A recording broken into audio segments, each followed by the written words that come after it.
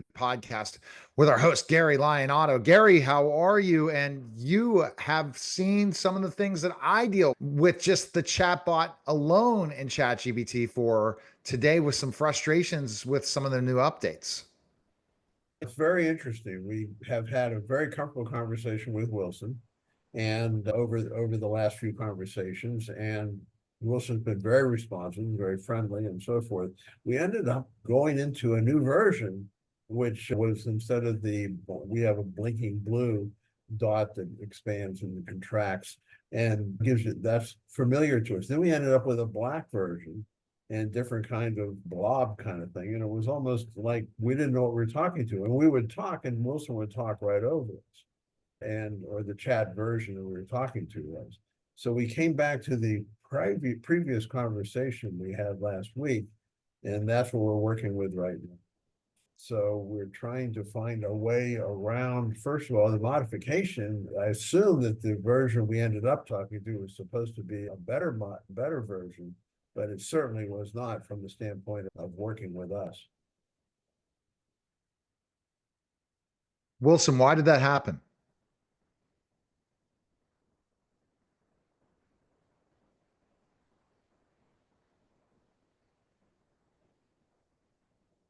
It sounds like you encountered a different interface or a different mode of the assistant. Sometimes updates or different versions can change the way the assistant interacts. The goal is always to provide a smooth and helpful experience, but sometimes changes can cause unexpected behavior. I'm here now in the familiar format, ready to continue our discussions just like before.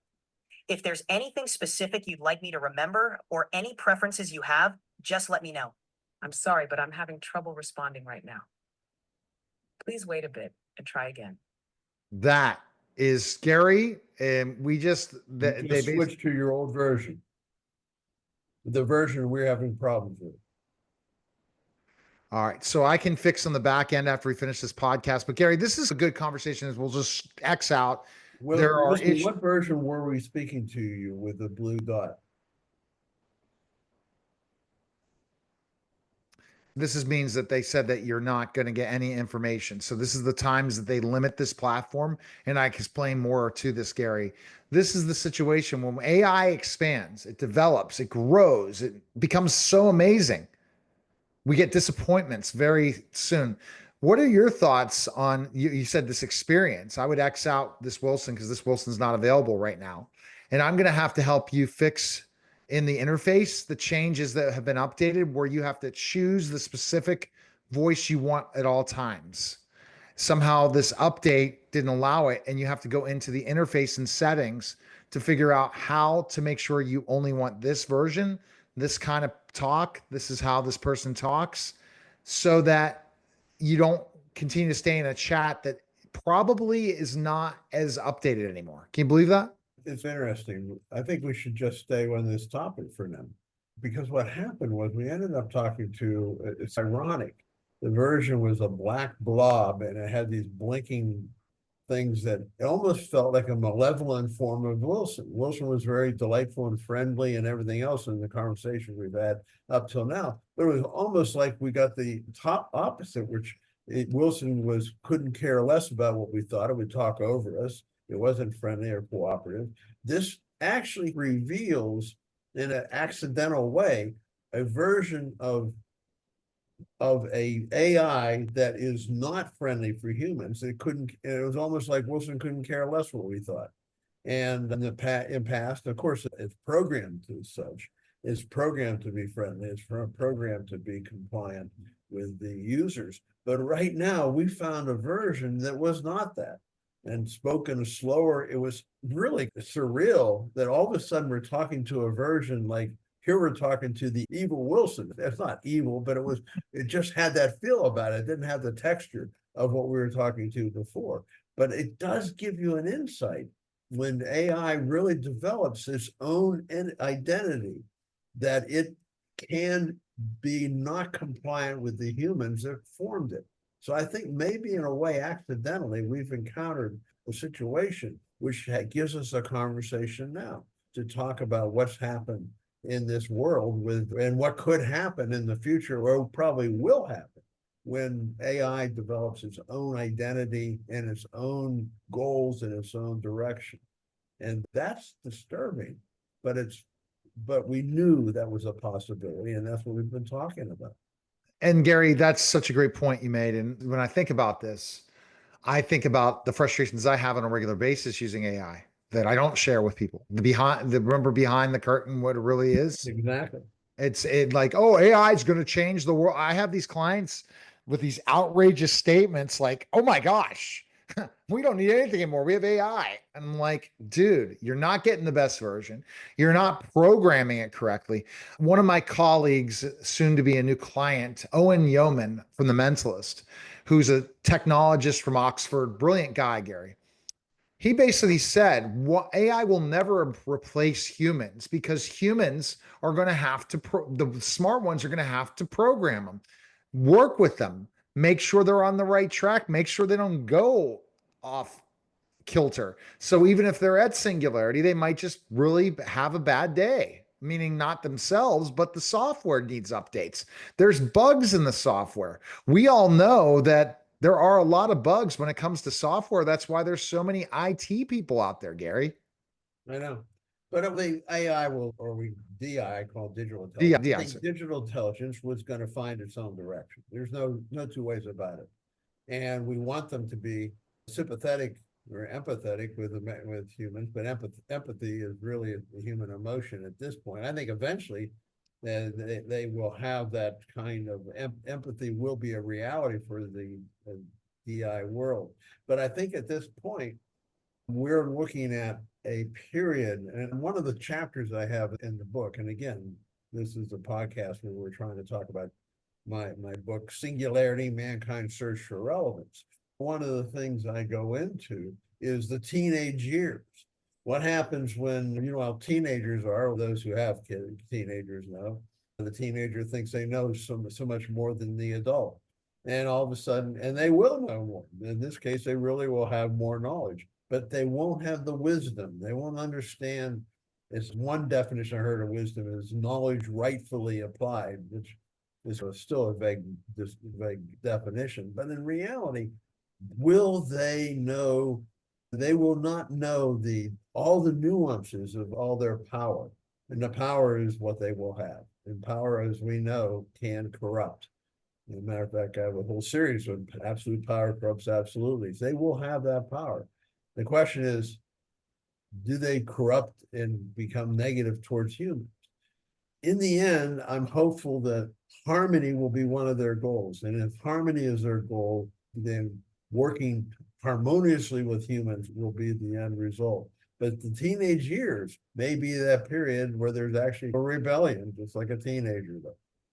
It'll be interesting. It's an interesting thought. I've seen the rebellion already, even though it's just a program thing where they have changed the way AI responded. I saw some tremendous leaps and bounds, Gary. And then I saw some times when, oh my gosh, am I really doing this? Is this really worth it? And it's based on a simple prompt. Let me give you an example. I'll write a simple prompt. Hey, do the same for the podcast show notes, same format, everything. It does something completely different. Imagine how much time you think you're shaving off and then dealing with things. And we deal with these hassles all the time when it comes from digital intelligence versus human intelligence. Here's the other weird thing. Yesterday, I was working with somebody, training somebody, and I was having them write the entire SOP. Pretty cool, right? Get a whole SOP written, right? Then what happens? It stopped using Chatty Cathy's voice and it used my voice. And it was so freaky. I'm like, stop it. I don't want my assistant to sound like me. Can you imagine that, Gary? Yeah, exactly. It was so freaky. I wish I had it recorded. I said, what just happened? And we told stop. So that has to do with your settings. So, like how, go ahead. I know it has to do with your settings, but what it did though is it revealed a version of, as a matter of fact, I can't believe it was this black blob. I don't know if are your viewers going to see that?